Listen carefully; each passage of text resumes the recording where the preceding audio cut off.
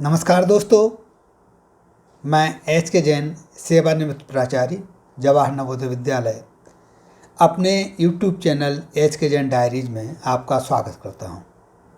मित्रों, एक व्यक्ति होता है, वो अपने सारे जीवन की कमाई को लेकर के एक बहुत सुंदर मकान बनाता है। उसमें सारी सुख सुविधाएं बहुत आलीशान। मकान देखने के लिए उसके रिश्तेदार, उसके दोस्त सभी लोग आते हैं। सभी लोग बहुत प्रशंसा करते हैं। अभी तक वह व्यक्ति अपने पुराने मकान में, पुश्तैनी मकान में ही रहा करता था, जो कि एक सामान्य था। उसकी इच्छा थी कि मैं अपने घर परिवार को एक सुंदर मकान में, अच्छे मकान में रखूं। इसलिए उसने अपने जीवन भर की कमाई उसमें लगा दी। क्या होता है, अचानक उस मकान में आग लग जाती है और आग लगने से वो मकान जल जाता है। ऐसा होने के कारण से जो उसके मित्र थे, जो उसके रिश्तेदार थे, वो बहुत चिंतित होते हैं और सांत्वना देने के लिए उस व्यक्ति के पास पहुंचते हैं।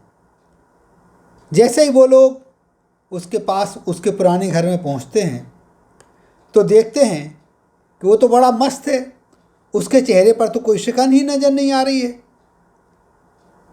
लोग वाग पूछते हैं कि भाई, तुम्हारा इतना बड़ा नुकसान हो गया, लाखों रुपए बर्बाद हो गए और तुम प्रसन्न नजर आ रहे हो, तुम्हारे लिए कोई चिंता नहीं है। ये बात हम लोगों की समझ में नहीं आ रही है।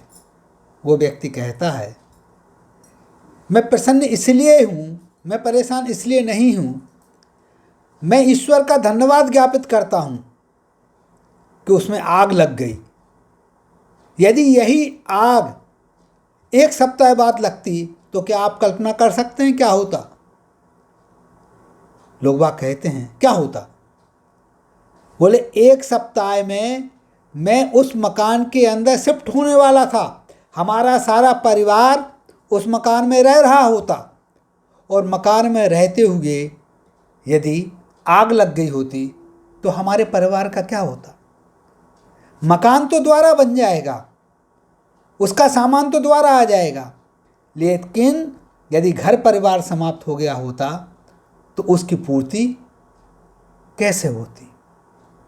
वास्तव में इस प्रकार की जो बातें हैं वो बड़ी प्रेरणादायक होती हैं।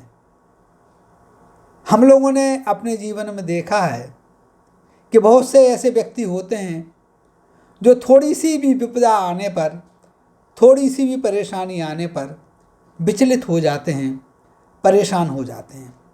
वहीं दूसरी ओर आप लोगों ने ऐसे उदाहरण भी देखे होंगे कि जिनके हाथ कट गए, जिनके पैर कट गए, लेकिन उन्होंने अपनी ज़िंदगी से हार नहीं मानी। वो कोशिश करते रहे, कोशिश करते करते आगे बढ़ते रहे और उस अवस्था में भी उन्होंने कुछ ऐसा खास किया जो दूसरों के लिए प्रेरणा स्रोत बन गया। तो मित्रों, परिस्थितियाँ अच्छी और बुरी हम सभी के जीवन में आती हैं।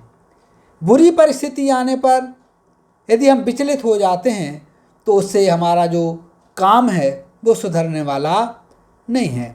तो हमारे लिए इस बात का ध्यान रखना चाहिए कि विपरीत परिस्थितियों में, खराब परिस्थितियों में, नुकसान होने की बजाय की परिस्थितियों में हम विचलित ना हों, बल्कि उस समय अपने आप को मजबूत रखें, स्ट्रॉन्ग बनाएं।